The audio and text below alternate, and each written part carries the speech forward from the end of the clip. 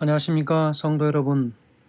오늘은 제5과 전체 말씀의 제목 존귀한 평강의 왕이라는 제목으로 한 주의 말씀을 시작하겠습니다. 그래서 매일매일 이 말씀들을 함께 나누면서 예수님께서 이 땅에 어떻게 오셔서 또 어떠한 품성을 우리에게 드러내 보여주셨는지를 우리가 말씀들을 통해서 함께 조명받는 시간을 갖도록 하겠습니다. 함께 말씀 나누기 전에 기도하겠습니다. 하늘에 계신 아버지 하나님, 오늘 특별히 저에게 하루의 시작에, 한 주의 시작에 말씀을 주셔서 감사합니다.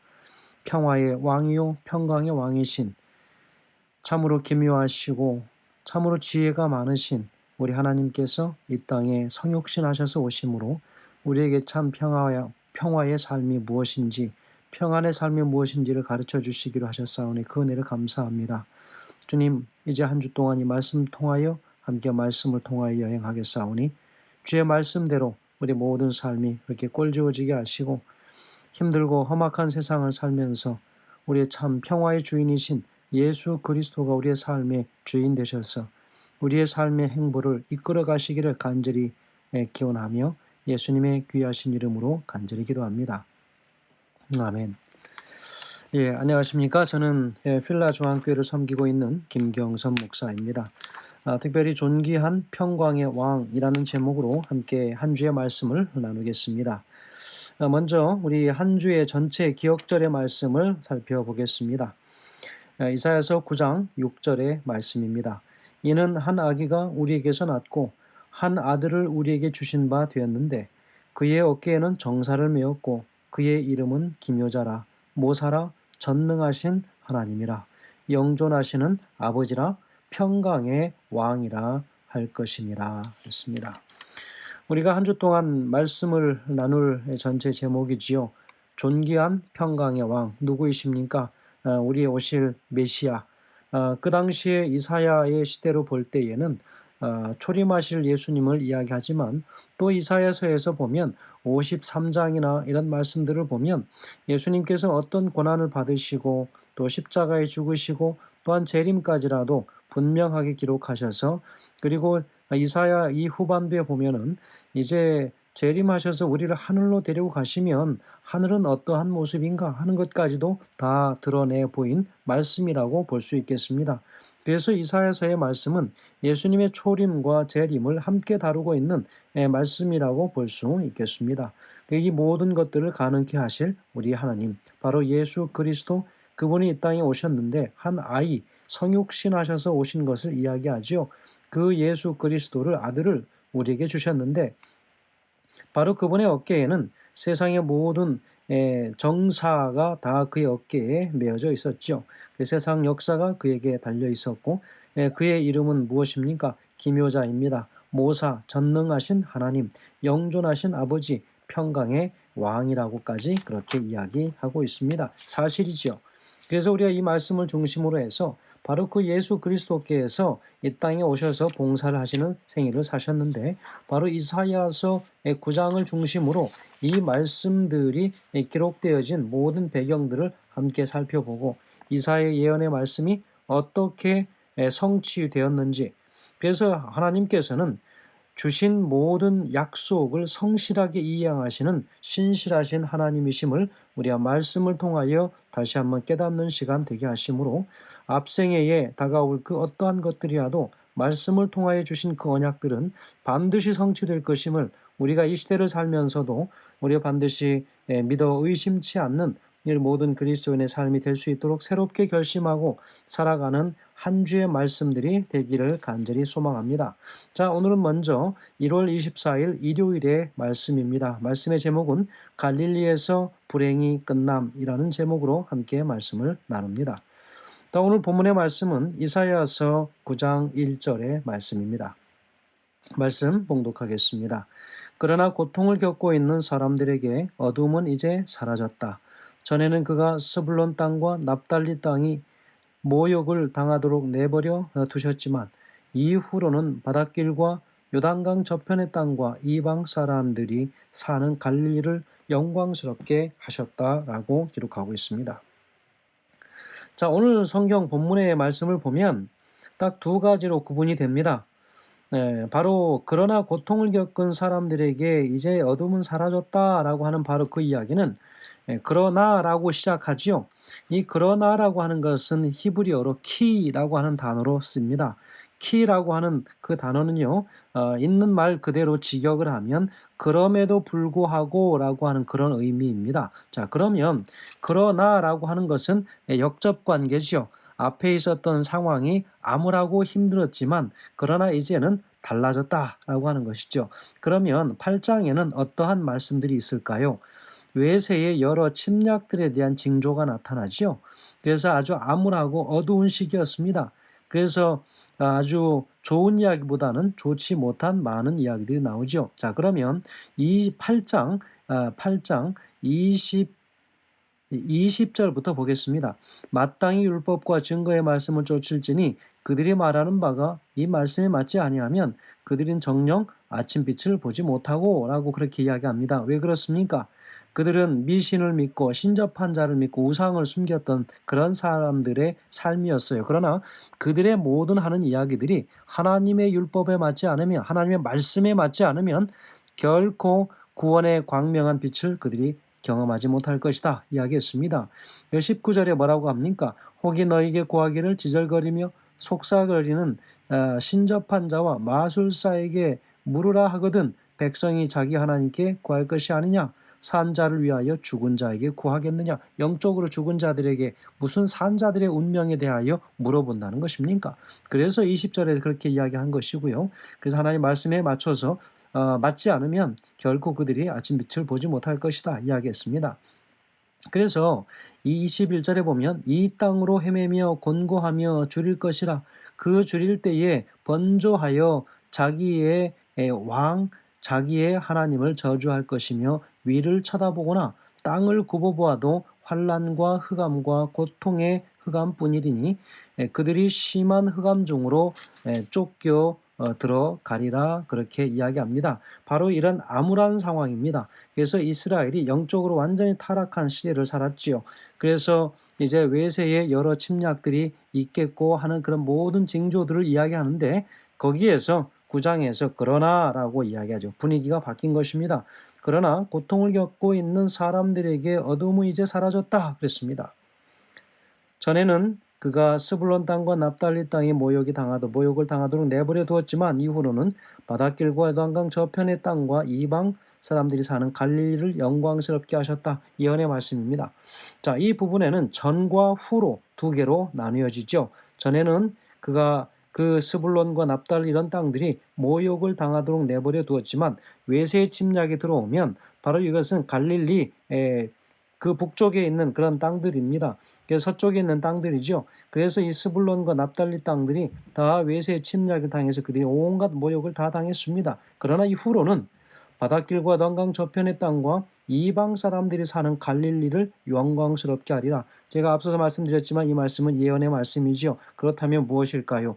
바로 이제 메시아가 이 땅에 오시면 바로 그를 통하여 그 외면받던 모든 그 땅들이 다시 한번 회복될 것이다. 그래서 예수님께서 이 땅에 오셔서 제일 먼저 우연의 일치인지 모르지만 그러나 말씀에 이미 예언하고 있듯이 예수님의 가장 주 활동 무대, 공생애 동안의 활동 무대는 바로 예루살렘이 아닌 갈릴리 지역이었다는 것이죠. 예수님의 제자들도 다 그곳에서 불러왔습니다.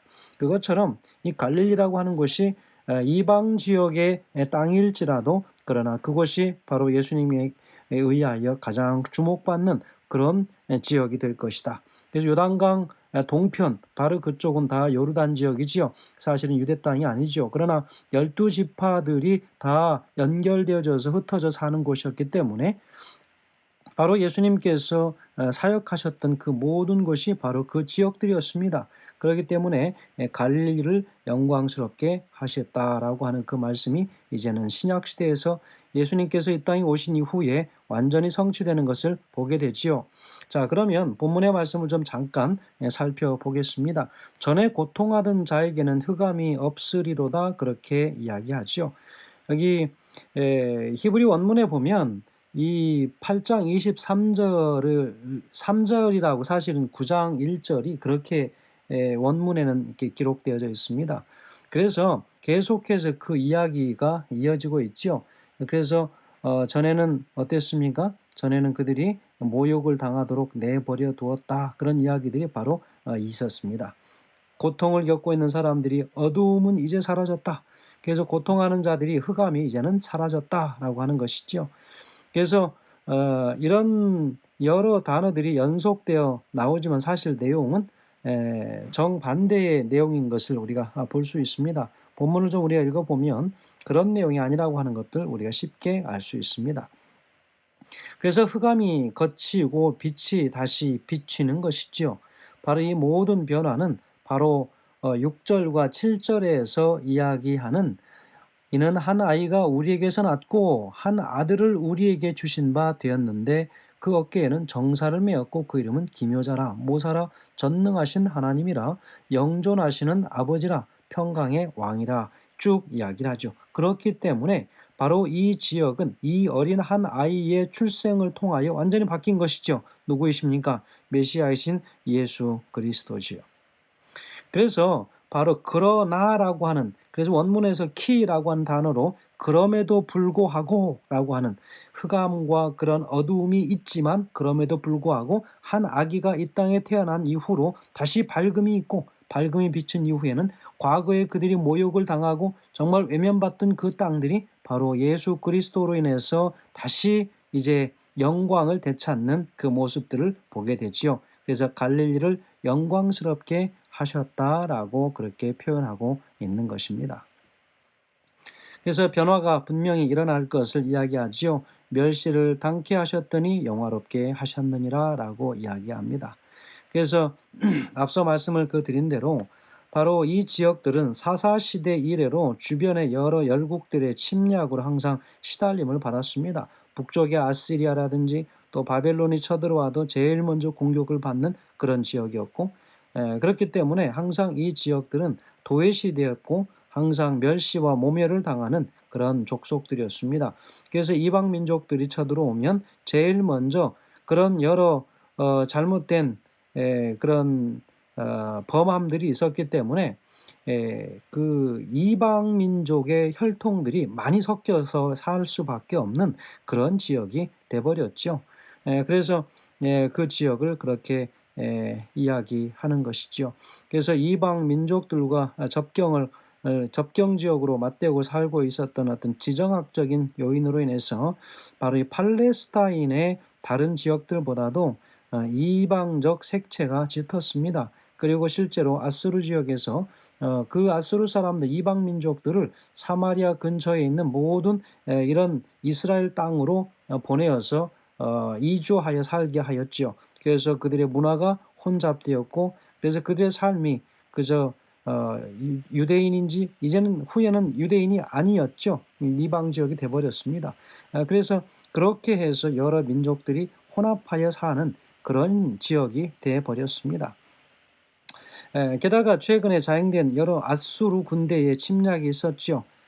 BC 733년, 732년 이렇게 이런 지역, 이런 시대에 바로 이 근방은 거의 초토화되다시피 했었던 그런 시대를 그들이 경험했습니다. 그래서 이런 정치적이고 문화적 그리고 인종적 여러 이유 때문에 갈릴리 지역은 같은 유대인들로부터도 완전히 멸시받았던 그런 지역이었습니다. 그러나 새 날이 밝을 때에 흑암이 가장 깊은 이 땅이 빛이 가장 먼저 비치게 되는 귀한 특권들을 그들이 누리게 됩니다. 참으로 하나님의 은혜가 아니면 그들은 그런 영광을 누릴 수 없게 되었겠지요. 자, 그러면 이 6절과 7절에 보면 거기에서도 보면 바로 그 한 아이가 땅에 태어났다라고 하는 것이죠. 그래서 정사를 그 어깨에 메었고 기묘자이고 모사이고 이건 같은 그런 뜻을 가지고 있는 이야기들입니다. 전능하신 하나님이라 그렇게 표현하고 있지요. 그리고 영존하시는 아버지라 했습니다. 영존한다라고 하는 건 영원히 존재하는 것이죠. 하나님이 아니면 그렇게 될 수 없다라고 하는 것을 이야기하죠. 신성한 그런 표현이죠. 그러나 여기서 강조한 것은 아버지라고 하는 부분에 강조가 있습니다. 그래서 히브리식 사고에서 아버지는 아들과 상관되는 그런 개념이라기보다는 부양하는 사람들을 돌보는 후원자 혹은 보호자의 개념을 가지고 있겠습니다. 그래서 여기에서 아버지라고 하는 것은 부양, 그래서 돕고 그 백성들을 다스리고 그리고 더 평화롭게 살 수 있는 그런 일에 있어서 서포터가 되는 거죠. 그래서 더 넓게는 피조물에 대한 그분의 깊은 사랑을 드러내주는 그런 표현이라고 볼 수 있겠습니다. 그 마지막 부분에 보면은 9장 6절의 마지막 부분에 보면 평강의 왕이라 그렇게 표현하지요. 그래서 마지막으로 그는 백성들을 돌보시고 책임지는 한 사람, 왕으로 불리워집니다. 높은 곳에 앉아서 밑에 있는 백성들을 착취하는 그런 개념은 히브리적 개념이라기보다는 완전히 이교적, 제왕적 개념이라고 하는 것이죠. 그래서 여기서 평화의 왕이라고 하는 것은 그야말로 하나님께서 완전히 통치하시는 하늘나라의 분위기, 그래서 그 왕의 다스리심은 평화의 다스리심을 이야기하고 있지요. 그래서 이 예언은 언제 성취되었습니까? 예수님께서 이 땅에 오신 이후로 이제 그분의 사역이 갈릴리를 중심으로 이루어질 때에 바로 그 흑암에 눌려 살던 그 많은 병자들이 있었습니다. 고아나 과부나 눈먼 자들이나 문둥병자들이나 참으로 그런 곤란한 삶 속에서 살아가는 그 인생들, 정말 마치 흑암 속에 쌓여서 살아가는 그 인생들을 돌보시는 예수님께서 나타나심으로 그들의 삶은 이제 완전히 바뀌었다고 하는 것을 볼 수 있습니다. 예언의 성취라고 볼 수 있겠죠. 그래서 갈릴리라고 하는 곳은 바로 그런 외면받던 흑암 중에 있던 그 지역이 예수님의 오심으로 인하여 완전히 그분의 사역의 지역이 갈릴리로 이제 정해지면서 그곳에서 많은 부분 하나님 예수님의 하늘의 이적을 그들이 경험하고 맛보는 참으로 귀한 특권들을 누리게 되는 것을 보게 됩니다. 여기 선지자 왕 373페이지에는 이렇게 기록하고 있습니다. 선지자는 언약의 메시아의 초림 때까지 여러 세기를 내려다 보도록 허락을 받았다. 선지자는 그 팔에 치료하는 능력을 가지고 나타난 의의 태양을 보고 몹시 찬탄하여 부르짖었다. 옛적에는 여호와께서 스불론 땅과 납달리 땅이 멸시를 당하게 하셨다. 후에는 해변길과 요단 저편 이방 갈릴리를 영화롭게 하셨다라고 그렇게 기록하고 있습니다. 얼마나 놀라운 변화입니까? 바로 그 한 사람, 바로 예수 그리스도를 통하여 어둠에 깔려 있었던 그 모든 인생들의 삶 속에 새로운 밝은 광명의 빛이 비추었다고 하는 것을 우리가 볼 수 있겠습니다. 여러분, 이방의 신들을 섬기며 살아가야 하는가? 아니면 바로 우리 하나님을 선택하며 하나님께서 인도하시는 길을 따라 살 것인가? 바로 그 선택은 우리의 몫입니다. 그러나 오늘 어떠한 길이 분명하고 밝은 길임을 말씀을 통하여 보여주었기 때문에 오늘 우리에게 바로 그 선택이 분명하고 바르게 해야 할 선택들이 있음을 오늘 우리가 기억하는 시간 되면 좋겠습니다. 여기 화이트부인이 기록한 교육책 73페이지, 74페이지에 보면 이렇게 기록하고 있습니다. 하나님께서는 한 교사를 보내심으로 하늘의 가장 좁고 가장 큰 것을 사람에게 주셨다.